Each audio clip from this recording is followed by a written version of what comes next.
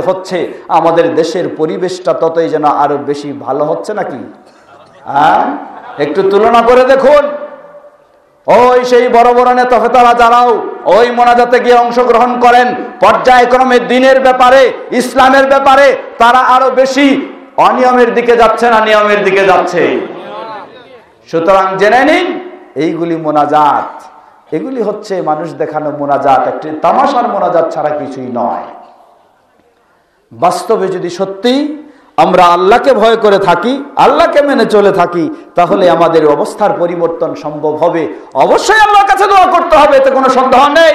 কিন্তু দোয়ার নাম দিয়ে, মুনাজাতের নাম দিয়ে রাসূল সাল্লাল্লাহু আলাইহি ওয়াসাল্লাম ও সাহাবায়ে কেরামগণ যা করেননি, এমন যদি করতে যায় তাহলে এর প্রতিদান হলো স্পষ্টভাবে সহিহ মুসলিমের হাদিস। রাসূল সাল্লাল্লাহু আলাইহি ওয়াসাল্লাম বলেন, মান আমিলা আমালান লাইসা আলাইহি আমরুনা ফাহুয়া রাদ্দুন। যে ব্যক্তি ইসলামের এমন কোন আমল করবে যেই আমলের ক্ষেত্রে আমাদের কোনো নিয়ম নীতি অনুমতি নির্দেশনা নেই, ফাহুয়া রাদ্দুন, সেটি তার দিকে ছুঁড়ে মারা হবে, কখনো আল্লাহ সুবহানাহু ওয়া তাআলার কাছে গ্রহণযোগ্য হবে না। ইবাদত আপনি করবেন, কোনো সন্দেহ নেই, ইবাদত করতেই হবে, কারণ আল্লাহ সুবহানাহু ওয়া তাআলা সৃষ্টি করেছেন ইবাদত করার জন্যই। কিন্তু মনে রাখতে হবে আপনাকে, আপনার ইবাদত ইচ্ছামতো করার সুযোগ নাই।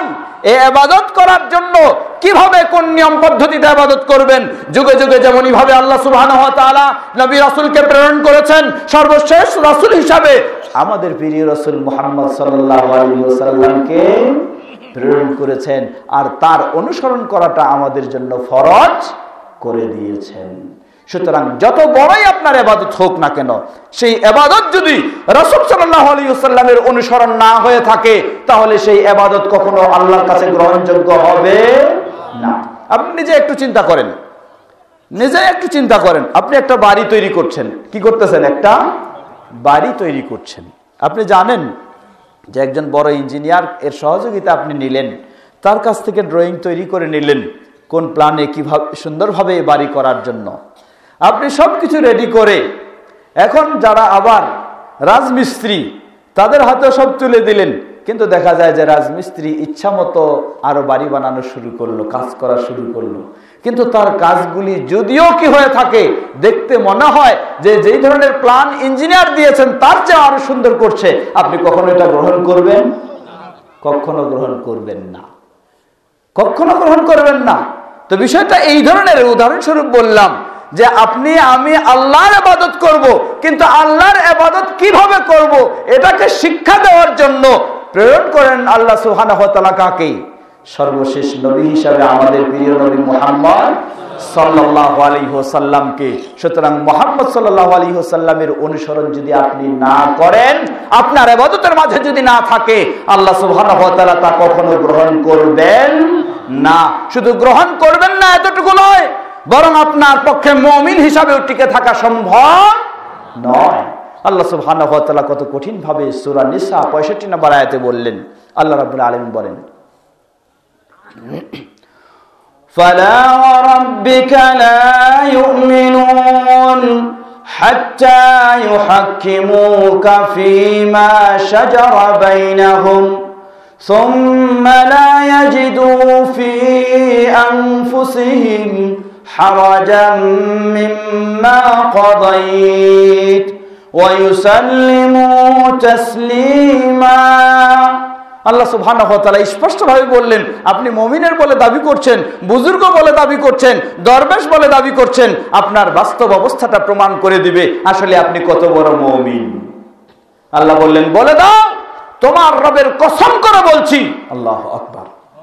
আল্লাহ সুবহানাহু ওয়া তাআলা এমনি বললেই যথেষ্ট ছিল, কি বলেন ঠিক কিনা? কিন্তু আল্লাহ বললেন, তোমার রবের কসম করে বলছি, লা ইউমিনুন, তারা ঈমানদার হতে পারে না, হাত্তা ইউহাক্কিমুকা ফীমা শাজারা বাইনাহুম, তাদের মাঝে পরস্পরে কিছু দ্বন্দ্ব আছে। কেউ বলে সালাতে হাত বাঁধবো এখানে, না এখানে, না এইভাবে দাঁড়াবো কিভাবে, সিয়াম পালন করব কিভাবে, হজ পালন করো কিভাবে, এই দ্বন্দ্বগুলি রয়েছে মানুষের মাঝে। আল্লাহ বলছেন, জেনে রাখো, ওই মানুষের মাঝে যে দ্বন্দ্ব, এই দ্বন্দ্বগুলির সমাধান নিতে হবে কার মাধ্যমে? জোরে বলেন, নিতে হবে কার মাধ্যমে? কোন পীর সাহেবের মাধ্যমে নয়, কোন ইমাম মুফতি গাউস কুতুব ওলিয়া উলিয়া বুজুর্গের মাধ্যমে নয়। আল্লাহ বলছেন তোমার রবের কসম করে বলছি তারা ঈমানদার হতে পারে না হাত্তা ইউহাক্কিমুকা ফীমা শাজারা বাইনাহুম, যতক্ষণ না তাদের মাঝের দ্বন্দ্বগুলির সমাধান হে নবী তোমার মাধ্যমে তারা মেনে নিতে না পারে, ততক্ষণ পর্যন্ত তাদের ঈমানদার হওয়া সম্ভব হবে না। যত বড়ই ইমাম সমাধান দোক না কেন, যদি মুহাম্মদ সাল্লাল্লাহু আলাইহি ওয়াসাল্লামের সমাধানের সাথে মিলে না যায়, তাহলে আপনার পক্ষে ঈমান কবুল তো দূরের কথা, আমল কবুল তো দূরের কথা, ঈমানদার হওয়া সম্ভব নয়। শুধু দাবি করলেই হয়ে যাবে না, শুধু দাবি করলে হয়ে যাবে না। আপনার সত্যতা, আপনার বাস্তবতা, আপনার সঠিকতা প্রমাণ করতে হবে মুহাম্মদ সাল্লাল্লাহু আলাইহি ওয়াসাল্লামের সুন্নাহর সাথে মিলিয়ে। আল্লাহ রাব্বুল আলামিন আরো বললেন, সুম্মা লা ইয়াজিদু ফি আনফুসিহিম হারাজান মিম্মা কাদাইত, কিভাবে তারা তোমার সিদ্ধান্তকে মেনে নিবে? শুধু এতটুকু নয়, মুখ দিয়ে মেনে নিল, বাহ্যিকভাবে মেনে নিল, অন্তর দিয়ে যদি না মেনে থাকে তাহলেও তাদের পক্ষে ঈমানদার হওয়া সম্ভব নয়। রাসূলের সিদ্ধান্তকে এমনই ভাবে মেনে নিবে, সুম্মা লা ইয়াজিদু ফি আনফুসিহিম হারাজাম মিম্মা কাদাইত, এমন ভাবে সেই সিদ্ধান্তকে মেনে নিবে তাদের হৃদয়ে অন্তরের ভিতরে এ বিষয়ে কোনো দ্বিধাদ্বন্দ্ব, কোনো খটকা থাকতে পারে, নির্দ্বিধায় নিঃসংকোচে একেবারে শঙ্কা মুক্ত হয়ে রাসূল সাল্লাল্লাহু আলাইহি ওয়াসাল্লামের সংকোচ মুক্ত হয়ে নির্দ্বিধায় রাসূল সাল্লাল্লাহু আলাইহি ওয়াসাল্লামের সুন্নাহকে যে মেনে নিতে পারবে না, সিদ্ধান্তকে যে মেনে নিতে পারবে না, ওয়া ইউসাল্লিমু তাসলিমা, রাসূল সাল্লাল্লাহু আলাইহি ওয়াসাল্লামের সিদ্ধান্তের কাছে যে আত্মসমর্পণ করতে পারবে না, তার পক্ষে কখনো মুমিন হওয়া সম্ভব নয়। কিন্তু আফসোসের সাথে বলতে হয়, আজকে আমাদের সমাজের অবস্থাটা, মুসলিমদের অবস্থাটা কেমন হয়ে গেছে? যদি বলা হয় যে এই সহিহুল বুখারীর হাদিসে, সহিহ মুসলিমের হাদিসে বা বিশুদ্ধ হাদিসে পাওয়া যায় এই নিয়মে এই কাজটা করতে হয়, জবাব এসে যায় যে আসলে এটা তো সহি ঠিকই, কিন্তু আমাদের মাযহাবে এটা নাই তাই মানতে পারছি না। কি বলেন, ঠিক কিনা? যদি এটাই হয়ে থাকে তাহলে তার পক্ষে রাসূলের প্রতি অনুসরণ করা সম্ভব হবে, ঈমানদার হওয়া সম্ভব হবে? কিয়ামত পর্যন্ত যদি ওই মাযহাব মেনে আপনি চলেন, যেই মাযহাব মানার কারণে রাসূল সাল্লাল্লাহু আলাইহি ওয়াসাল্লামের সঠিক সুন্নাহকে আপনি অনুসরণ করতে পারেননি, সহিহ হাদিসকে আপনি মেনে চলতে পারেননি, জেনে নিন আপনার পক্ষে মুমিন হওয়াই সম্ভব নয়। আল্লাহ সুবহানাহু ওয়া তাআলা তার নিজের কসম করে তিনি এই আয়াতে স্পষ্ট ঘোষণা দিয়ে দিলেন। প্রিয় ভাইরা আমার, সুতরাং আসুন আমরা যেন আমাদের জীবনের সকল ক্ষেত্রে রাসূল সাল্লাল্লাহু আলাইহি ওয়াসাল্লামকে পূর্ণভাবে সঠিকভাবে অনুসরণ করে, বিশুদ্ধ হাদিসের আলোকে, সহিহ হাদিসের আলোকে অনুসরণ করে আমাদের জীবনকে সেই আলোকে গড়ে তুলতে পারি। আল্লাহ আমাদের সকলকে সে তৌফিক দান করেন, বলেন আল্লাহুম্মা আমিন। মা বোনরা উপস্থিত রয়েছেন, তাদের বিষয়ে একটি হাদিসকে স্মরণ করে দিচ্ছি, যে হাদিসটি আগে যদিও সেই মোহাম্মদ আলী সাহেব তিনিও আলোচনা করেছেন, তবু আবারও সেই হাদিসটি আমি আরেকটু স্মরণ করে দিচ্ছি। কতগুলি গুরুত্বপূর্ণ বিষয়। আসলে ইসলাম মেয়েদের জন্য বিষয়টিকে খুব কঠিন করে দিয়েছে না সহজ করে দিয়েছে? জোরে বলেন, কঠিন না সহজ? ইসলাম সত্যি মেয়েদের জন্য বিষয়টিকে খুবই সহজ করে দিয়েছে, কিন্তু আজকে আমরা মেয়েদের জন্য বিষয়টিকে খুবই জটিল করে দিয়েছে। কি বলেন, ঠিক কিনা? ইসলাম মেয়েদেরকে খুব সহজ সুন্দরভাবে জীবনযাপনের জন্য সুব্যবস্থা দিয়েছে, আর আজকে আমরা মেয়েদের জন্য সবচেয়ে কঠিন পর্যায়ে তাকে পৌঁছায় দিয়েছি। গোটা দেশের নেতৃত্ব মেয়েদের ঘাড়েও আজকে আমরা তুলে দিয়েছি। কি বলেন, ঠিক কিনা? আমরাই হলাম সফল পুরুষ নাকি? আশ্চর্য বিষয়, আল্লাহ রাসূল সাল্লাল্লাহু আলাইহি ওয়াসাল্লাম স্পষ্ট ঘোষণা দিয়েছেন, লা ইউফলিহা কাউমুন ওয়াল্লাহু আমরাহুম ইমরাআতান, ওই জাতি কখনো সফল হতে পারে না যেই জাতি তাদের নেতৃত্ব, তাদের কর্তৃত্ব, তাদের দায়িত্বসমূহ কোন নারীর মাঝে, নারীর হাতে তুলে দেয়। জোরে বলুন নাউযুবিল্লাহ। এই ঘোষণা রাসূল সাল্লাল্লাহু আলাইহি ওয়াসাল্লাম দিয়েছেন।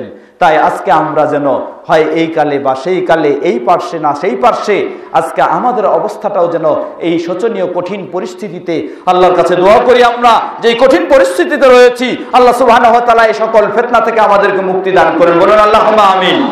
আমরা যেন মুসলিম হিসাবে, খাঁটি মুসলিম হিসাবে বীর পুরুষের মতোই যেন আমরা ইসলাম মেনে চলতে পারি, সেভাবেই আমরা যেন প্রতিষ্ঠিত হতে পারি। আল্লাহ আমাদের সকলকে সে তৌফিক দান করুন।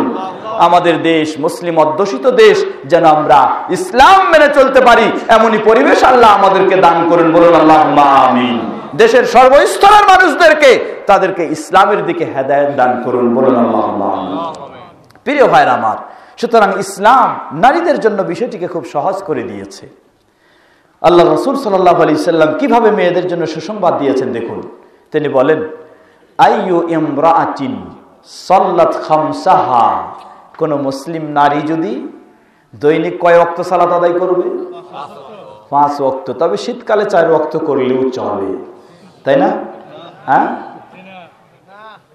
কারণ শীতকালে ফজরে তো অনেক কষ্ট হয়। তবে যারা দীর্ঘ রাত পর্যন্ত মাহফিল শুনবে তাদের জন্য তো 4 ওয়াক্ত হলেই চলে। হ্যাঁ, অবস্থাটা কিন্তু একটু চিন্তা করবেন। আমাদের মাহফিল শুনি আমরা রাত 1টা-2টা পর্যন্ত, এরপরে এই ব্যক্তিরা ফজরের সালাত কয়জন আদায় করে ঠিক সময়ে?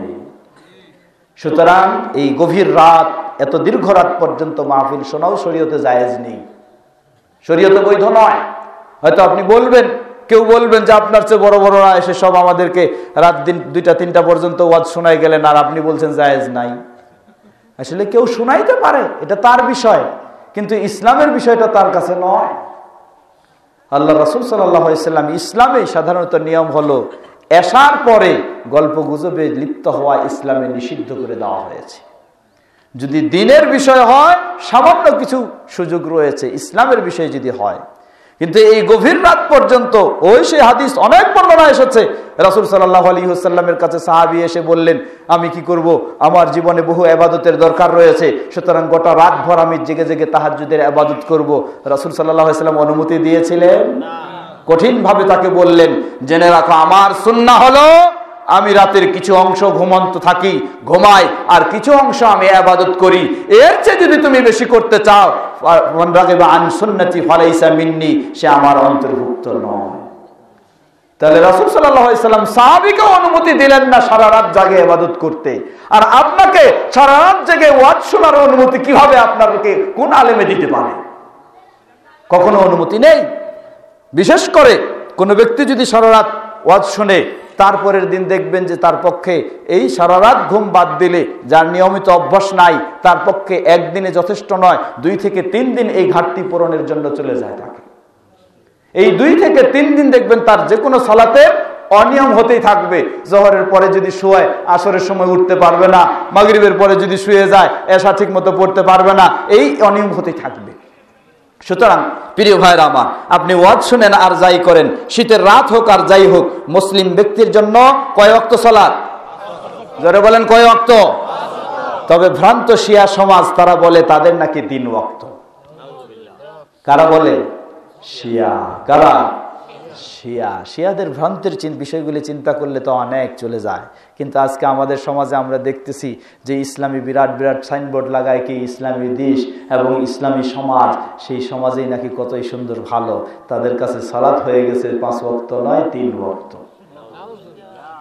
দেখবেন যে মেয়েদের কত পর্দাও রয়েছে, তাই না? দেখবেন যে ওই ইরান বলেন আর এই সমস্ত শিয়াদের দেশে বলেন, মেয়েদের জন্য কত পর্দাও রয়েছে। কিন্তু তাদের জন্য আবার আরেকটি ফজিলতের কাজ হলো কন্ট্রাক্ট বিয়ে। কন্ট্রাক্ট বিয়ে কি? যে কোনো মেয়ে প্রয়োজন আপনার, আপনি 1 দিনের জন্য, 5 দিনের জন্য, 7 দিনের জন্য তাকে বিয়ে করে আবার ইচ্ছা মতো ছেড়ে দিবেন। নাউজুবিল্লাহ। ইসলাম এটাকে মোতানাকা বলা হয়, ইসলাম এটাকে হারাম করে দিয়েছে। কিন্তু শিয়াদের জন্য এটা শুধু হালাল নয়, বরং তাদের জন্য এটা হলো বিশেষ ফজিলতের বিষয়। নাউজুবিল্লাহ। ওই পর্দা তোমার কিসের? এই পর্দা মেয়েদেরকে অশ্লীল ভাবে এইভাবে তোমরা ব্যবহার করো, তাদেরকে সেই দেহ ব্যবসায়ের যেমন পর্যায়ে, সেই পর্যায়ে তোমরা আজকে তাদের ইচ্ছা মতো ব্যবহার করছো, আর পর্দার দাবি করে থাকো। প্রিয় ভাইয়ের আমার, সেদিকে যাচ্ছি না।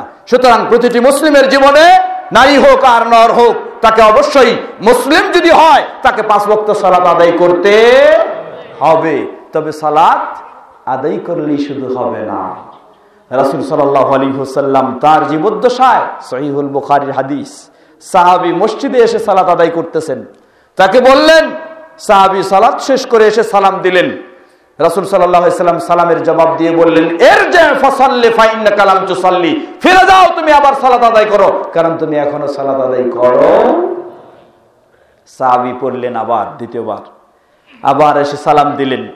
রাসূল সাল্লাল্লাহু আলাইহি সাল্লাম সালামের জবাব দিয়ে আবার বললেন, ফিরে যাও, তুমি সালাত আদায় করো, এখনো তুমি সালাত আদায় করনি। দ্বিতীয়বারের পরে তৃতীয়বার গিয়ে তিনি সালাত আদায় করলেন, আবার এসে সালাম দিলেন।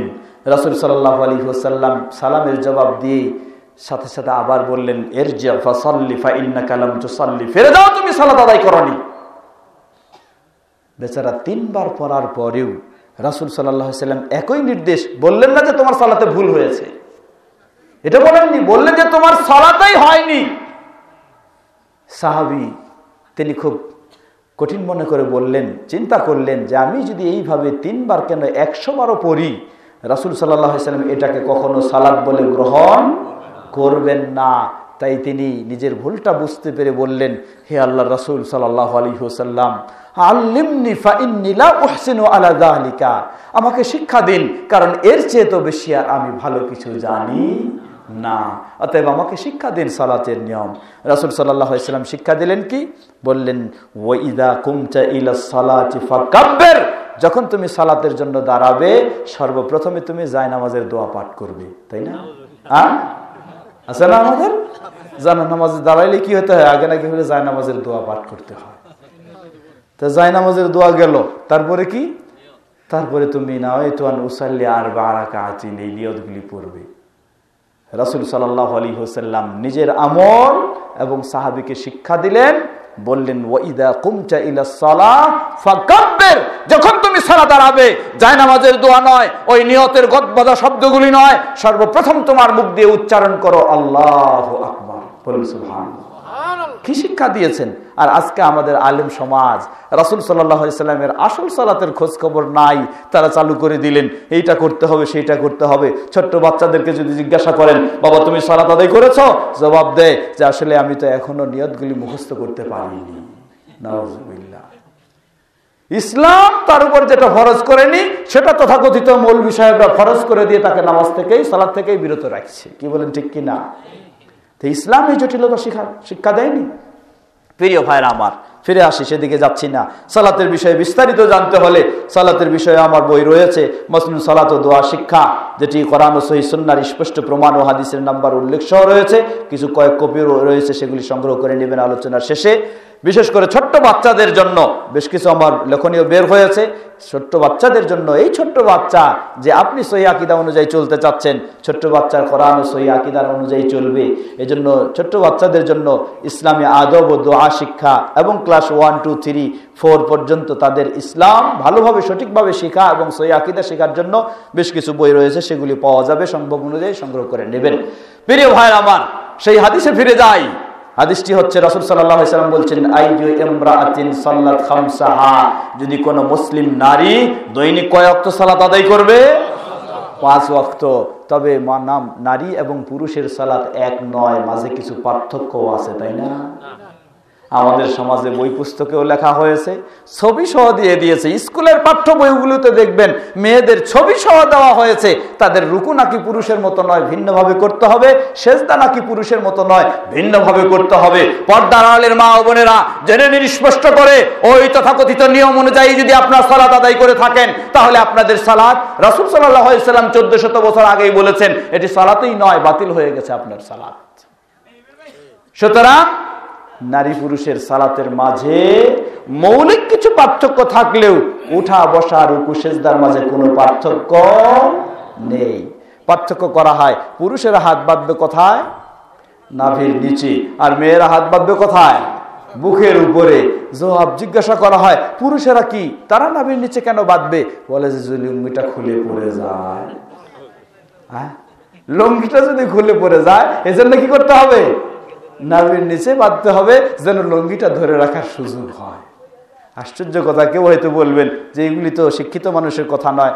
না, সহিহুল বুখারীর গ্রন্থ, ব্যাখ্যা গ্রন্থ, আল্লামা বদরুদ্দিন আইনি রাহিমাহুল্লাহ তিনি সহিহুল বুখারীর ব্যাখ্যা করেছেন। ব্যাখ্যা করতে গিয়ে সেখানেও তিনি হাত নাভির নিচে বাঁধার সপক্ষেও এই সমস্ত যুক্তিও পর্যন্ত নিয়ে এসেছেন। এটি শুধু সাধারণ মানুষের কথা না। সুতরাং একজন পুরুষও যেমন রাসূল সাল্লাল্লাহু আলাইহি সাল্লামের সহিহ সুন্নাহ অনুযায়ী কোথায় হাত বাঁধবে? বুকের উপরে বাঁধবে। একজন মেয়ে মানুষও ঠিক একইভাবে বুকের উপরে হাত বাড়বে ইত্যাদি। ঠিক রুকু এবং সেজদা নারী ও পুরুষের মাঝে কোনো পার্থক্য নেই। কতগুলি মৌলিক পার্থক্য রয়েছে, যেমন সালাতের মাঝে সতর ঢাকা পুরুষের জন্য নিয়ম হলো তাকে 2 কাঁধ ঢাকতে হবে এবং নাভি থেকে হাঁটু পর্যন্ত, এটি পুরুষের জন্য থাকলেই যথেষ্ট হবে, কিন্তু মেয়েদের জন্য এটি যথেষ্ট নয়। তাকে সালাতের জন্য মাথা থেকে পা পর্যন্ত সমস্ত শরীর সুন্দরভাবে ঢেকে নিতে হবে। এটা একটা পার্থক্য অবশ্যই। এই ধরনের পার্থক্য, পুরুষের সালাতের সময় হয়ে গেলে তাকে কি করতে হবে? ঘরে পড়লে চলবে না, মসজিদে এসে জামাতের সাথে পড়ার নির্দেশ, কিন্তু মেয়েদের জন্য সেই নির্দেশ নয়। তবে মেয়েরা যদি ভালো সুব্যবস্থা থাকে সেখানে আসতে চায়, তাহলে তাকে আবার বাধাও দেওয়া যাবে না, কিন্তু তার জন্য মসজিদে আসার নির্দেশ নয়, অনুমতি রয়েছে, নির্দেশ নয়। এই ধরনের কিছু মৌলিক পার্থক্য রয়েছে, কিন্তু উঠা বসা রুকু সেজদা এগুলির ক্ষেত্রে নারী ও পুরুষের মাঝে কোনো পার্থক্য নেই। একইভাবে রাসূল সাল্লাল্লাহু আলাইহি ওয়াসাল্লামের নির্দেশ, সহিহুল বুখারীর হাদিস 631 নম্বর, তিনি বলেন, সাল্লু কামা রাআইতুমুনি উসাল্লি, তোমরা সালাত আদায় করো ঠিক সেভাবে যেভাবে আমাকে সালাত আদায় করতে দেখেছ। তাহলে প্রথম বিষয়, কোন মুসলিম নারী যদি তার দৈনিক 5 ওয়াক্ত সালাত আদায় করে, কিন্তু সালাত হতে হবে রাসূল সাল্লাল্লাহু আলাইহি ওয়াসাল্লামের পদ্ধতি অনুযায়ী। দ্বিতীয়, ওয়াসামাত শাহরাহা, রমাদানের সিয়াম পালন করে। তৃতীয়, ওয়াহাফিজাত ফারজাহা, এবং সে তার সতীত্ব সংরক্ষণ করে। কি করে? সতীত্ব সংরক্ষণ করে। সেটা কিসের মাধ্যমে? বেপরদায় চলার মাধ্যমে, তাই না? কি করে? অবশ্যই ইসলামে যে পর্দার বিধান দেওয়া আছে সেই পর্দার বিধান অনুযায়ী তাকে চলতে হবে। আজকে দেখুন, আমাদের মা বোনদের মাঝে অনেকের মাঝে কিছু পর্দা আবার রয়েছে, কিন্তু আফসোসের সাথে বলতে হয় এই পর্দা ইসলামী পর্দা নয়, এটি হলো সামাজিক পর্দা। কি বলেন, ঠিক কিনা? তাহলে কি সামাজিক পর্দা হলে এই, আমাদের অনেক বোনেরা আছেন এমনই ভাবে, তারা রাস্তায় যখন বের হন প্রয়োজনে, ইসলাম বাইরে বের হতে নিষিদ্ধ করেনি, প্রয়োজনে বের হতে পারে, কিন্তু যখন বের হলেন নিজের শরীরটাকে ভালো করে ঢাকার চেষ্টা করেছেন ঠিকই, কিন্তু হয়তো সামনে কোনোভাবে আসে চলছেন, সামনে দেখলেন রাস্তায় একজন মানুষ, সেই মানুষটার হয়তো মুখে দাঁড়িয়ে আছে, মাথায় কি আছে? টুপি আছে। ওই মেয়ে মানুষটা দেখলেন যে তিনি এমন ব্যক্তিকে দেখে একেবারে ভিন্ন দিকে রাস্তা নিলেন, অথবা ভিন্ন দিকে মুখ ঘুরে তিনি দাঁড়ায় থাকলেন। আবার এই দাড়ি টুপিওয়ালা সুন্দর মানুষটা যখন চলে গেল, আরেকজন মানুষ আসলেন, শার্ট প্যান্ট পরা, একেবারে সবকিছু ক্লিন করা।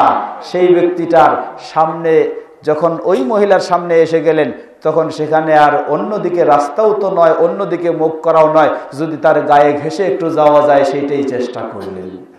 কি বলেন, ঠিক কিনা?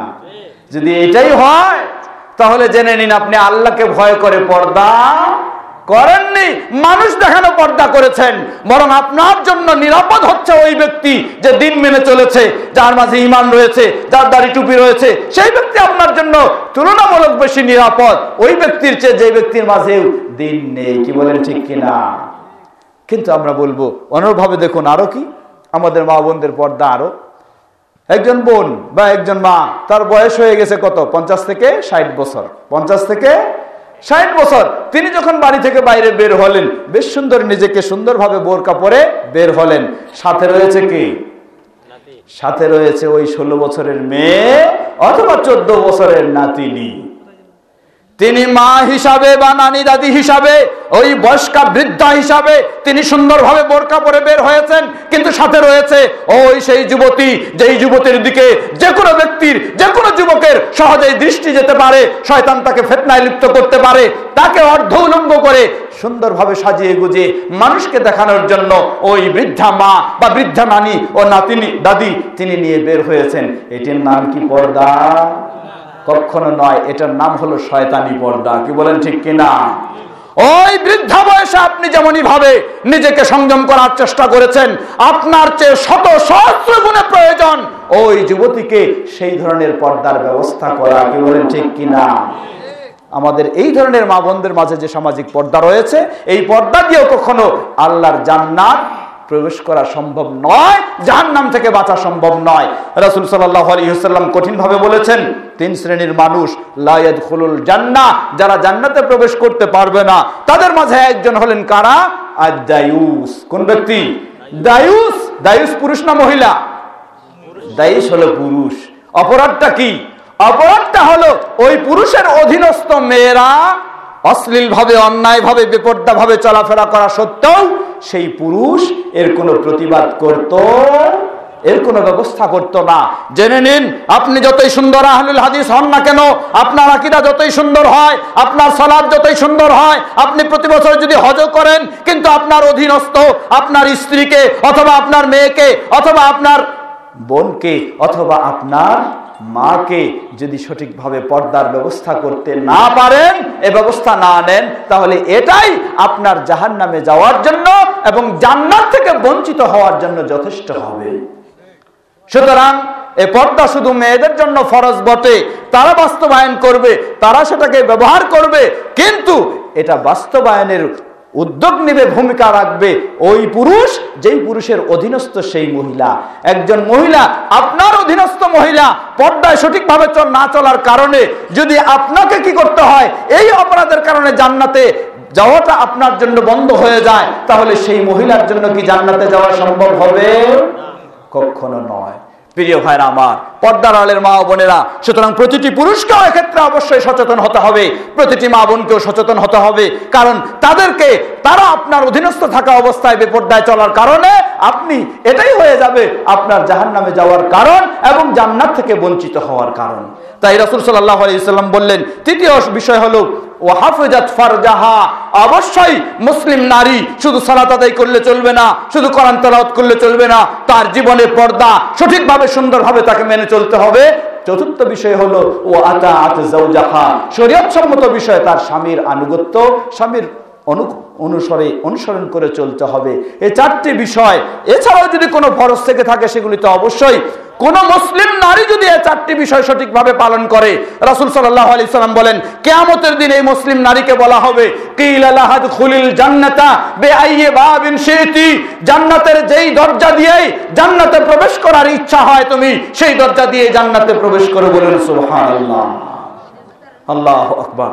আল্লাহ সুবহানাহু ওয়া তাআলা কত সহজ করে দিয়েছেন মা বোনদের বিষয়ে, মেয়েদের বিষয়টি। প্রিয় ভাইয়েরা আমার, সুতরাং আমাদের অধীনস্থ মা বোনদেরকেও মেয়েদেরকেও আমরা সেইভাবে রাখার চেষ্টা করব।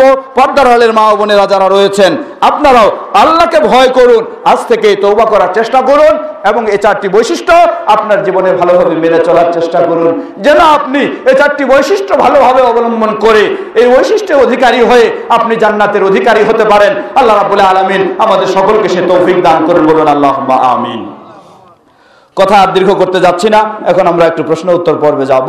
তবে আপনাদের কাছে আশা করছি আপনারা যতক্ষণ, খুব বেশি নয়, আমি আগেই বলেছি 12টার পরে নয়, 12টার মধ্যে যতক্ষণ আমাদের প্রশ্ন উত্তর পর্ব চলবে, আপনারা একটু মনোযোগ সহকারে, ধৈর্য সহকারে সবাই শুনবেন। আমরা এরপরে একসাথে এখান থেকে বিদায় নিব ইনশাআল্লাহ। প্রিয় ভাইরা আমার, প্রশ্ন করেছেন আমাদের এক ভাই, রাসূল সাল্লাল্লাহু আলাইহি ওয়াসাল্লামের পিতা আব্দুল্লাহ এবং মাতা আমেনা, তারা দুজন কি মুশরিক অবস্থায় মারা গেছেন নাকি ঈমানদার অবস্থায়? শরীয়তে কিয়ামতের দিন এদের অবস্থা কি হবে? জবাব, আমি আগে প্রথমে উপদেশ দিব একটু। কতগুলি প্রশ্ন রয়েছে, যে প্রশ্নগুলি আমাদের জন্য কোনো ইবাদত পালনের ক্ষেত্রে সমস্যা সৃষ্টি হয় না।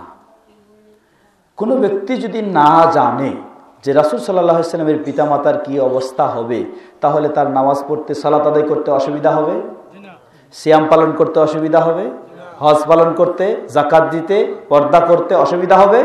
কোনো অসুবিধা হবে না। এই জন্য বলবো যে মানুষ ওইগুলি প্রশ্ন খুঁজে বের করে বেশি যেগুলি তার কোনো প্রয়োজন নাই। আপনার যেটা প্রয়োজন সেটা আগে খুঁজেন আপনি। তো এই জন্য এই সমস্ত যারা প্রশ্ন করে থাকেন, আমি অনুরোধ জানাবো এই প্রশ্নগুলি একটু বুঝে সুঝে করা উচিত। কারণ রাসূল সাল্লাল্লাহু আলাইহি ওয়াসাল্লামের বাবা মা, তারা সাধারণ ব্যক্তি নয়, রাসূল সাল্লাল্লাহু আলাইহি ওয়াসাল্লামের বাবা মা। এজন্য মানুষের সাধারণত রাসূল সাল্লামের সেই বাবা মার প্রতি একটা কি থাকবে, দুর্বলতা থাকবে। আর এটা যখন আপনি বেশি একেবারে ঢালাওভাবে প্রচার করতে থাকবেন, তখন একটা বেশি মানুষের মাঝে বিশৃঙ্খলা বা খারাপ ভিন্ন একটি অবস্থা সৃষ্টি হওয়ার সুযোগ হবে। তো যাই হোক, এটা আমি অনুরোধ জানাবো যারা এই ধরনের প্রশ্ন করেন কি? প্রশ্ন করে যে আদম আলাইহিস সালাম এবং হাওয়া, তারা কি করলেন? আদম এবং হাওয়া, না ওদের ওটা 40 ছোটটা আছে, জি, আদম আলাইহিস সালাম এবং হাওয়া তারা ইবলিসের চক্রান্তে পড়ে একটা ফল খাইলেন। এই ফলটার নাম কি জানার জন্য একেবারে অস্থির হয়ে গেছে। এটা আপনারা জানেন, যদি জানেন আপনি কি লাভ করবেন, আর যদি না জানেন আপনার জীবনে কি ক্ষতিটা হবে। কি বলেন, হবে কোনো ক্ষতি? কিন্তু ওইগুলো নিয়ে বেশি ব্যস্ত হয়ে যায় মানুষ। কিন্তু আপনি সালাত কিভাবে পড়বেন, আপনার ইমানটাকে কিভাবে ঠিক করবেন, এই বিষয়ে কি, এগুলি আমরা খুব কমই গুরুত্ব দিই। যাই হোক, এখন আসুন, প্রশ্ন করেছেন, প্রশ্নের জবাব আল্লাহ সুবহানাহু ওয়া তাআলা কোরআনুল কারীমে এর জবাব এক প্রকার দিয়েছেন। রাসূল সাল্লাল্লাহু আলাইহি ওয়াসাল্লাম তার সহিহ হাদিসেও তিনি দিয়েছেন। রাসূল সাল্লাল্লাহু আলাইহি ওয়াসাল্লাম বলেন যে আমি আমার মা এর কবর জিয়ারত করার জন্য গেলাম, আল্লাহর কাছে অনুমতি চাইলাম। আল্লাহ আমাকে কবর জিয়ারত করা মানে কবর দেখতে যাওয়ার অনুমতি আল্লাহ আমাকে দিলেন। কিন্তু কবরের কাছে যখন পৌঁছলাম, মা, আমার মায়ের কবর, এখানে আমার মা বিদায় নিয়েছে, তাকে দাফন করা হয়েছে। আমি আমার হৃদয়কে ধরে রাখতে পারছি না, নিজের কান্না এসে যাচ্ছে, চোখ দিয়ে অশ্রু বের হচ্ছে। আমি আল্লাহর কাছে অনুমতি চাইলাম মায়ের জন্য যেন ক্ষমা প্রার্থনা করব। আমি আল্লাহর কাছে অনুমতি চাইলাম যে হে আল্লাহ, আমার মায়ের জন্য আমি দোয়া করব, এই অনুমতি আমাকে দেন। আল্লাহ সুবহানাহু ওয়া তাআলা বললেন, কোন নবী এবং মুমিনদের জন্য কোন মুশরিকের জন্য ক্ষমা প্রার্থনা করার স্বভাব পায় না। তাহলে আল্লাহ সুবহানাহু ওয়া তাআলা নবী সাল্লাল্লাহু আলাইহি ওয়াসাল্লামকে তার মায়ের জন্য ক্ষমা প্রার্থনার অনুমতি দেননি। আল্লাহ বলে দিলেন যে সে মুশরিক অবস্থায় মারা গেছে, অতএব তার জন্য ক্ষমা প্রার্থনার সুযোগ নাই। তাহলে বলার অপেক্ষা রাখে না। দ্বিতীয়, বাবার বিষয়ে রাসূল সাল্লাল্লাহু আলাইহি ওয়াসাল্লাম একদিন সাহাবীদের মাঝে আলোচনা করছেন। এই সাহাবীদের মাঝে অনেকেই বিভিন্ন জন বিভিন্ন জিজ্ঞাসা করলেন। এক সাহাবী জিজ্ঞাসা করে বসলেন, হে আল্লাহ রাসূল সাল্লাল্লাহু আলাইহি ওয়াসাল্লাম, আমার বাবা কোথায়? মানে তিনি এখন ইসলাম গ্রহণ করেছেন আর বাবা অমুসলিম অবস্থায় মারা গেছেন। হাদিস সহিহ মুসলিমের। বললেন যে আমার বাবা কোথায়? রাসূল সাল্লাল্লাহু আলাইহি ওয়াসাল্লাম বললেন, তোমার বাবা ফিন্নার, সে জাহান্নামে, কারণ সে মুশরিক অবস্থায় মারা গেছে। সাহাবী খুব ব্যথিত হলেন, মন খুব খারাপ হয়ে গেল। রাসূল সাল্লাল্লাহু আলাইহি ওয়াসাল্লাম তাকে আবার সান্ত্বনা দিয়ে বললেন, জেনে রাখো, আবুকা ওয়া আবি ফিন্নার, তোমার বাবা এবং আমার বাবা দুজনেই তো তারা জাহান্নামে, কারণ তারা দুজনেই মুশরিক শিরক অবস্থায় মারা গেছেন। সুতরাং অতএব রাসূল সাল্লাল্লাহু আলাইহি ওয়াসাল্লামের বাবা এবং মায়ের অবস্থা হলো কোরআন এবং সহিহ হাদিসের আলোকে যে তারা ইসলাম গ্রহণ করতে পারেননি, ইসলামের পূর্বেই তারা বিদায় নিয়েছেন এবং সেই মক্কার মুশরিকদের যে শিরকি চিন্তা চেতনা আকীদা, সেটার উপরেই তারা প্রতিষ্ঠিত ছিলেন, সেই অবস্থায় বিদায় নিয়েছেন। এখানে আমাদের সমাজে যারা অতি ভক্তি প্রদর্শন করে তারা কি বলে? তারা বলে, একটা বাতিল কথা বলা হয় যে রাসূল সাল্লাল্লাহু আলাইহি ওয়াসাল্লাম যখন নবুয়ত পেলেন, নবুয়ত পাওয়ার পর তার বাবা মা পাখির রূপ ধারণ করে পৃথিবী থেকে এসে আবার বাবা মা তার কাছে ইসলাম গ্রহণ করে আবার বিদায় নিয়েছেন, তাই তারা হলেন জান্নাতি। এই ধরনের কল্প কাহিনী তৈরি করেছে তারা। আমরা বলবো যে না, এগুলি কখনো ঠিক নয়, এটি বাতিল কথা। প্রশ্ন, আজানের 10-15 মিনিট পূর্বে বিভিন্ন মসজিদে গজলের নামে কিছু বলা হয়, এটা কি সঠিক না ভুল? জবাব, আজানের পূর্বে 10-15 মিনিট গজলের মতো কিছু বলা হয়, এটি দুই ধরনের হতে পারে। একটা হতে পারে কেউ মাইকটাকে চালু করে দেখছে যে মাইকটা ঠিক আছে কি না, এজন্য কেউ হয়তো মাইকটাকে টেস্ট করে দেখতেছে। যদি এটি হয়ে থাকে তার চিন্তা, তাহলে অসুবিধা নেই। তবে সব সময় খালি এরকম টেস্ট করতেই থাকবে তা হওয়া উচিত নয়। আর যদি অপর আরেকটা হয়, আমাদের দেশে আরেকটি জাতি রয়েছে, জাতি বলতে এই জন্যই বললাম যে তাদের দিন হলো একটু ভিন্ন, নিজে মুসলিম বলে দাবি করে ঠিকই, কিন্তু তাদের দিন হলো ভিন্ন। যারা নবী সাল্লাল্লাহু আলাইহি সাল্লামকে নূরের নবী বিশ্বাস না করলে নাকি কাফের হয়ে যায়, এই বিশ্বাস করে। যারা বিশ্বাস করে যে নবী সাল্লাল্লাহু আলাইহি সাল্লাম তিনি নাকি গায়েব জানেন আল্লাহর মতোই, যারা বিশ্বাস করে আরো ইত্যাদি ইত্যাদি ইত্যাদি অনেক, যারা বিশ্বাস করে নবী সাল্লাল্লাহু আলাইহি সাল্লাম তাদের অনুষ্ঠানগুলিতে উপস্থিত হয়ে যান, তাই তারা কি করে? আজানের পূর্বে আসসালাতু ওয়াসসালামু আলা রাসূলিল্লাহ এই ধরনের দরুদ পাঠ করে আজানের পূর্বে। এটা হলো ওই বাতিলপন্থী, যাদের বেশিরভাগই হলো চট্টগ্রামে রয়েছে, বিভিন্ন জায়গায় রয়েছে, তারা নিজেদেরকে আহলে সুন্নাহ ওয়াল জামাত বা সুন্নি বলে পরিচয় দেয়। প্রকৃতপক্ষে তারা হলো মাজার পূজারী, কবর পূজারী এবং চরম বেদাতি মুশরিক। অতএব আজানের পূর্বে এই ধরনের করা উচিত নয়। এই ধরনের যদি করা হয়, ডাকাডাকি করা হয়, গজল করা হয়, এতে মানুষের বিরক্তিও আসতে পারে এবং আজানের গুরুত্বটা কমেও যেতে পারে, তাই এটি হওয়া উচিত নয়। প্রশ্ন করেছেন, যদি কোনো মহিলা তার স্বামীকে বাবা বলে তাহলে শরীয়ত এর সমাধান কি? জবাব, কোনো মহিলা তার স্বামীকে বাবা বলে, বাবা বলার উদ্দেশ্য কি? বাবা বলে যদি এমন যে বাবা যেমন তার জন্য হারাম, স্বামীকে সেই রকম হারাম করে নিতে চাচ্ছে, এই ধরনের যদি চিন্তায় কোনো মহিলা তার স্বামীকে বাবা বলে, তাহলে জবাব হলো, ইসলামী পরিভাষায় এটিকে জেহার বলা হয়। জেহার হলো কোনো স্বামী, পুরুষ তার স্ত্রীকে বলবে যে তোমার চেহারা আমার মায়ের চেহারার মতো আমার কাছে হারাম, বা তোমার পিঠ আমার মায়ের পিঠের মতো, আমার বোনের পিঠের মতো আমার কাছে হারাম, বা তোমার এই অংশ আমার মায়ের বা বোনের অংশের মতো আমার কাছে হারাম। কোনো পুরুষ যদি এইভাবে তার স্ত্রীকে বলে থাকে, তাহলে এটাকে ইসলামী শরীয়তের পরিভাষায় বলা হয় জেহার। এজন্য তাকে কাফারা অবশ্যই দিতে হবে সেই স্ত্রীকে স্পর্শ করার পূর্বেই। আর কোনো মেয়ে যদি এটি বলে থাকে, জবাব, কোনো মেয়ে এই জেহার করার অধিকার রাখে না, যেহেতু মেয়েদের তালাক দেওয়ার অধিকার নেই, তালাক দেওয়ার অধিকার মালিক হচ্ছে শুধুমাত্র পুরুষ। তাই মেয়েরাও যদি এই ধরনের বিচ্ছিন্নতা ঘটানোর জন্য বলে থাকে, তাহলে এটি জিহার বলে গণ্য হবে না। তবে কোনো মেয়ে যদি স্বেচ্ছায় এটি বলে থাকে, তাকে কসমের কাফফারা দিতে হবে। কসমের কাফফারা হচ্ছে তাকে একটি দাস আজাদ করতে হবে, যেহেতু সেটি আমাদের মাঝে নেই। দ্বিতীয় হলো 10 জন দরিদ্র মানুষকে খাওয়াবে, অথবা 10 জন মানুষকে কাপড় পরাবে। যদি এগুলি অক্ষম হয়ে থাকে, তাহলে 3টি রোজা রাখবে। এটা হলো কসমের কাফফারা। কোনো মহিলা যদি তার স্বামীকে হারাম করার চিন্তায় এই ধরনের করে থাকে, বলে থাকে বাবা, তাহলে এটা হবে। আবার যদি কখনো কোনো স্বামী তার জুলুম নির্যাতনের শিকার হয়ে স্ত্রী যদি তাকে মারামারি করেছে, ইত্যাদি করেছে, সেই সময় বাবা বলে ফেলেছে, তাহলে সেটি মাজলুম হয়ে বলেছে, সেটার জন্য কোনো অসুবিধা নেই। আল্লাহু তাআলা আলাম। প্রশ্ন করেছেন, কোরআনের আইনে বাবার সামনে ছেলে মারা গেলে তার সন্তানেরা না ওয়ারিস হয়, কিন্তু সরকারি আইনে ওয়ারিস হয়। এখন যদি সরকারি আইন অনুযায়ী যদি ওয়ারিস নিয়ে যায়, তাহলে কি গুনাহগার হবে? অবশ্যই গুনাহগার হবে, অবশ্যই গুনাহগার হবে। শেষ বৈঠকে যদি ইমাম সাহেবের ওযু ছুটে যায়, তাহলে এর সমাধান কি? জবাব, শেষ বৈঠকে ইমামের ওযু ছুটে যাক অথবা মুক্তাদির ওযু ছুটে যাক, যারই ওযু ছুটে যাক তার সালাত বাতিল বলে গণ্য হবে।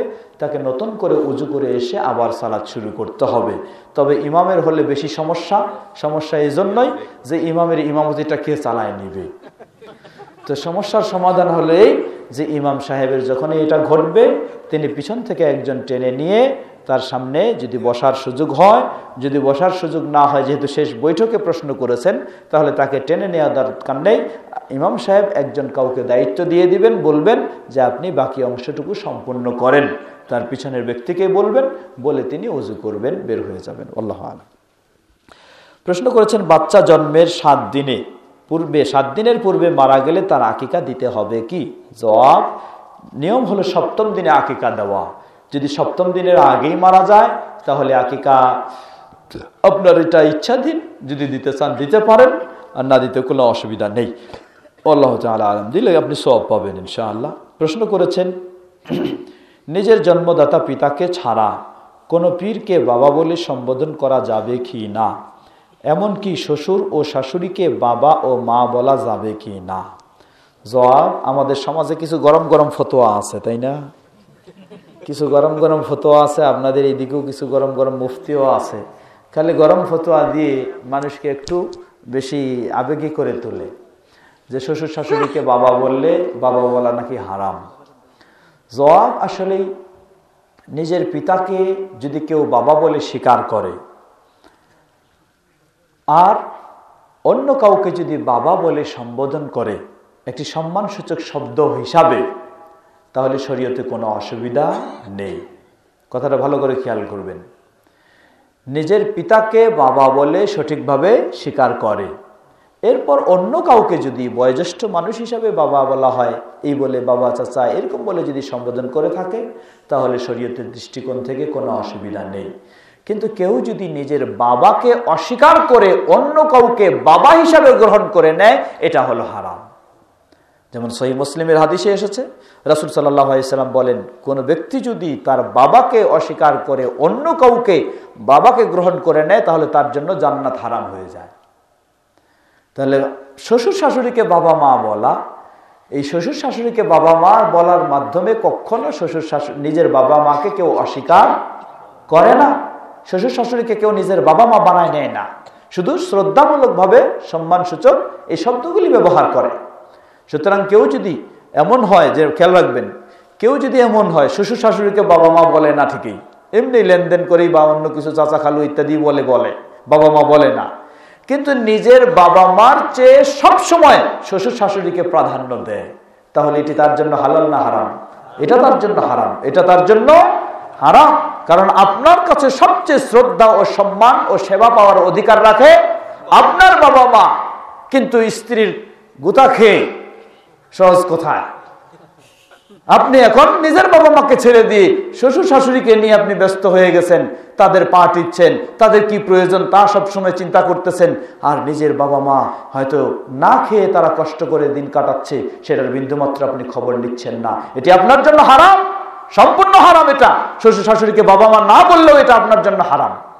কিন্তু কেউ যদি বাবা মাকে স্বীকার করে বাবা হিসাবে, মা হিসাবে, এবং তাদের যথাসাধ্য যা অধিকার তা দেওয়ার চেষ্টা করে, এরপর শ্বশুর শাশুড়িকে সম্মানসূচক হিসাবে শ্রদ্ধামূলক বাবা মা শব্দ ব্যবহার করে, ইনশাআল্লাহ ইসলামে কোনো অসুবিধা নেই। আল্লাহু তাআলা আলাম। কিন্তু পীর সাহেবকে বাবা বলবেন না। পীর সাহেবকে কেন বাবা বলবেন? পীর সাহেবকে বাবা বলার হুকুম আলাদা, সেটি হারাম হবে অবশ্যই। কেন হারাম হবে? যে হিন্দুরা তারা বেছে নিয়েছে কাকে? মাকে, মা দেবী। হ্যাঁ, হিন্দুরা বেছে নিয়েছে মা দেবীকে, আর এই তথাকথিত ভ্রান্ত মুসলমানরা বেছে নিয়েছে কাকে? বাবাকে। তো এই হিন্দুদের মতো এরা বাবা হিসাবে গ্রহণ করে নিয়েছে, অতএব এটি হারাম। এটি কখনো পীর সাহেবকে বাবা হিসাবে গ্রহণ করা এটি হারাম, জায়েজ নয়। প্রশ্ন করেছেন মুহাম্মদ সাল্লাল্লাহু আলাইহি ওয়াসাল্লাম দুনিয়াতে আমাদের মতো মানুষ, আর দুনিয়াতে আগমনের পূর্বে আসমানি জগতে ছিলেন আহমদ, সেখানে তিনি কিসের সৃষ্টি ছিলেন? আহমদ সাল্লাল্লাহু আলাইহি ওয়াসাল্লাম সেখানে তিনি কিসের সৃষ্টি ছিলেন? প্রশ্নটি অস্পষ্ট, তবে ভালোভাবে ক্লিয়ার শুনে নিন। সমাজে অনেকগুলি মুহাম্মদ সাল্লাল্লাহু আলাইহি ওয়াসাল্লামের নামে বাতিল কথা বলা হয়। যেমন বলা হয় যে মুহাম্মদ সাল্লাল্লাহু আলাইহি ওয়াসাল্লামের অস্তিত্ব পৃথিবীতে নাকি আদম আলাইহিসসালামেরও অনেক আগে। এটি সম্পূর্ণ বাতিল কথা। এমনও বলা হয় যে আদম আলাইহিসসালাম যখন আল্লাহ সুবহানাহু ওয়া তাআলা তাকে পৃথিবীতে নামায় দিলেন, তিনি তখন কি করলেন? দেখলেন যে আরশের খুঁটিতে লেখা আছে কি? লা ইলাহা ইল্লাল্লাহ মুহাম্মাদুর রাসূলুল্লাহ। এটা দেখেই তিনি মুহাম্মদের ওসিলায় আল্লাহর কাছে দোয়া করে তারপর মুক্তি পেয়ে গেলেন। জোরে বলুন নাউজুবিল্লাহ। এটি সম্পূর্ণ জাল হাদিস, মিথ্যা হাদিস এবং ভ্রান্ত কথা, কখনো সঠিক নয়। তো প্রশ্ন করেছেন আমাদের ভাই যে তিনি মুহাম্মদ সাল্লাল্লাহু আলাইহি ওয়াসাল্লাম দুনিয়াতে আমাদের মতো মানুষ, আর দুনিয়াতে আগমনের পূর্বে আসমানি জগতে ছিলেন আহমদ, সেখানে তিনি কিসের সৃষ্টি ছিলেন? দুনিয়াতে তার জন্ম হওয়ার পূর্বে পৃথিবীর কোথাও তিনি মানুষ হিসাবে ছিলেন না, তিনি রূহ জগতে ছিলেন। পৃথিবীতে মায়ের গর্ভে প্রসব করার পর জন্ম হওয়ার পূর্বে তিনি পৃথিবীতে তার কোনো অস্তিত্ব কোথাও ছিল না। ছিল অস্তিত্ব কোন জগতে? রূহের জগতে, অন্য কোনো বাস্তব শরীরের জগতে কোনো অস্তিত্ব ছিল না। যদি কেউ বিশ্বাস করে এটি ভ্রান্ত বিশ্বাস এবং এইসব পক্ষে কোনো সঠিক প্রমাণ নেই। প্রশ্ন করেছেন বিশ্ব জাকের মঞ্জিলে রাসূল সাল্লাল্লাহু আলাইহি ওয়াসাল্লামের তরিকায় বায়াত দেওয়া হয়, সেখানে বেহেশতের টিকিট দেওয়া হয় না, আল্লাহ ও রাসূল সাল্লাল্লাহু আলাইহি ওয়াসাল্লামের এর পথে চলার শিক্ষা দেওয়া হয়, কিন্তু আপনি বলেছেন যে সেখানে রাসূল সাল্লাল্লাহু আলাইহি ওয়াসাল্লামের তরিকায় বায়াত দেওয়া হয় না, বিষয়টিকে আপনি কিভাবে দেখছেন? জবাব, এটি ভালো করে কেউ যদি উপস্থিত এখানে থেকে থাকেন, বিশ্ব জাকের মঞ্জিলে গেছেন, একটু ভালোভাবে আরো চিন্তা করবেন, আরো ভালোভাবে উপলব্ধি করার চেষ্টা করবেন। বিশ্ব জাকের মঞ্জিলে যে সমস্ত কুরবানি নেওয়া হয় কার সন্তুষ্টি অর্জনের জন্য বলেন তো? যদি আল্লাহর সন্তুষ্টি অর্জনের জন্য হতো তাহলে যেই লোকেরা সেখানে কুরবানি নিয়ে যায় তার বাড়ির পাশে দেখবেন এমন দরিদ্র মানুষ রয়েছে যারা তার প্রতিবেশী, তাদের হক দেওয়া ছিল তার জন্য ফরজ। কি বলেন ঠিক কিনা? কিন্তু সেখানে না দিয়ে নিয়ে চলে গেল ওই 100 মাইল দূরে। কাকে সন্তুষ্ট করার জন্য? কখনো আল্লাহকে সন্তুষ্ট করার জন্য নয়। সেটি তার বাবাকে সন্তুষ্ট করার জন্য। যারা বাবাকে সন্তুষ্ট করার জন্য এই কাজগুলি করে, যতই তারা রাসূলের তরিকা বলে দাবি করুক না কেন, প্রকৃতপক্ষে রাসূলের তরিকায় কখনো তারা নেই, তারা শয়তানের তরিকায় রয়েছে। সুতরাং এই বিষয়গুলি বহু চিন্তার বিষয় রয়েছে, খালি আবেগী হয়ে বললেই চলবে না। আল্লাহ রাব্বুল আলামিন সবাইকে কোরআন ও সুন্নাহর আলোকে সঠিক ইসলামের দিকে হেদায়েত দান করুন। প্রশ্ন করেছেন, আল্লাহ তাআলা বলেন তোমরা মৃত ব্যক্তিকে শোনাতে পারবে না, কিন্তু রাসূল সাল্লাল্লাহু আলাইহি ওয়াসাল্লাম বলেছেন মৃত ব্যক্তিকে কবর দিয়ে আসার পর জুতার আওয়াজ শুনতে পায়, এর সমাধান কি? জবাব, রাসূল সাল্লাল্লাহু আলাইহি ওয়াসাল্লাম যেটি বলেছেন মৃত ব্যক্তিকে দাফন করার পর ফিরে আসলে জুতার আওয়াজ শুনতে পায়, হাদিসটি সহিহ, অবশ্যই সহিহ, কোনো সন্দেহ নেই। গুরুত্বপূর্ণ যেগুলি দু একটি, আর 5 মিনিট মাত্র, বেশি নয়, যেগুলি জরুরি। হাদিস সহিহ, অতএব আমরা এই হাদিসের আলোকে অবশ্যই বিশ্বাস করব মৃত ব্যক্তি শুনতে পায়, কিন্তু কোনটা শুনতে পায়? তাকে আল্লাহ সুবহানাহু ওয়া তাআলা এইভাবে শুনতে পায় বলতে এটা বোঝানো হচ্ছে এই যে দাফন করার কিছুক্ষণ পরেই তার জিজ্ঞাসাবাদের বিষয়গুলি শুরু হয়ে যায়, এটা বোঝানো হচ্ছে এই হাদিস থেকে। কিন্তু আপনি অন্য কিছু বলে তাকে শোনাতে পারবেন এমনটি বলা হয়নি এই হাদিসে। আর আল্লাহ সুবহানাহু ওয়া তাআলা বলছেন ইন্নাকা লা তুসমিউল মাউতা মান ফিল কুবুর, যারা কবরে রয়েছে তাকে তুমি শোনাতে পারবে না, সেটা হচ্ছে কিছু বললে আপনি তাকে শোনাতে পারবেন, এমন বিষয়টির কথাই সেখানে বলা হয়েছে। অতএব হাদিস এবং কোরআনের মাঝে কোনো দ্বন্দ্ব নেই। আল্লাহু তাআলা আলাম। প্রশ্ন করেছেন ইমাম সাহেবের দাঁড়ানোর সাথে মেহরাবের সম্পর্ক, দাঁড়ানোর সাথে মেহরাবের সম্পর্ক কি? জবাব, আসলে ইমাম সাহেবকে এমন জায়গায় দাঁড়ানো উচিত যেন কমপক্ষে প্রথম কাতারের মানুষেরা তাকে সুন্দরভাবে দেখতে পায়। আমাদের সমাজে মেহরাব তৈরি করে ভিতরে ইমাম সাহেব দাঁড়ায়, এটি ঠিক নয়। ইমাম সাহেব যেন প্রথম কাতারের মানুষেরা তাকে দেখতে পায় এমনইভাবে জায়গায় তাকে দাঁড়ানো উচিত। আল্লাহু তাআলা আলাম। এটি হয়তো সর্বশেষ প্রশ্ন আমাদের। ইসলামে একদল মুসলমান বলতেছে যে হযরত মুহাম্মদ সাল্লাল্লাহু আলাইহি ওয়াসাল্লাম মৃত্যুবরণ করেন নাই, ওনার রূহ মুবারক জিন্দা, উনি মিলাদের মধ্যে এখনো কবর থেকে সালাম গ্রহণ করেন, কতটুকু সত্য বা মিথ্যা দয়া করে বলবেন? জবাব, রাসূল সাল্লাল্লাহু আলাইহি ওয়াসাল্লাম তিনি পৃথিবীতে জীবিত ছিলেন, এখন তিনি জীবিত নেই, তিনি মৃত্যুবরণ করেছেন, যার প্রমাণ কোরআন, যার প্রমাণ অসংখ্য হাদিস, যার প্রমাণ সকল সাহাবায়ে কেরামগণ এই বিষয়ে ঐক্যমত হয়েছেন, ইজমা সংগঠিত হয়েছে। সুতরাং রাসূল সাল্লাল্লাহু আলাইহি ওয়াসাল্লাম পার্থিব জগতের জীবিত অবস্থার মতো তিনি জীবিত নেই, তিনি পৃথিবী থেকে বিদায় নিয়েছেন। তিনি জীবিত বলতে কবরের জীবনে তিনি রয়েছেন। তিনি রয়েছেন কোথায়? কবরের জীবনে তিনি রয়েছেন, সেখানে তিনি তাকে সালাম দিলে জবাব দেওয়া হয়, এই মর্মে একটি সহিহ হাদিস রয়েছে।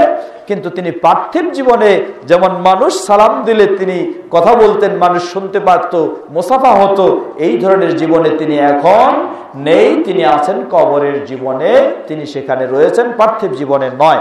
অতএব কোনো মাহফিলে তিনি উপস্থিত হতে পারেন এমন কথাটি কখনো সঠিক নয়, এই কথাটি অবশ্যই বাতিল। আল্লাহু তাআলা আলাম। আজকে আমরা দীর্ঘ না করে এখানে শেষ করতে যাচ্ছি। এতক্ষণ যাবত আমরা যে কথাগুলি বললাম, আমরা যেন সকলেই কোরআন ও সহিহ সুন্নাহর আলোকে বিষয়গুলিকে ভালোভাবে উপলব্ধি করে মেনে চলতে পারি। আল্লাহ আমাদের সকলকে সে তৌফিক দান করেন, বলুন আল্লাহুম্মা আমিন। যারা আপনারা সার্বিকভাবে সহযোগিতা দিয়েছেন, আল্লাহ রাব্বুল আলামিন সকলের সে সহযোগিতা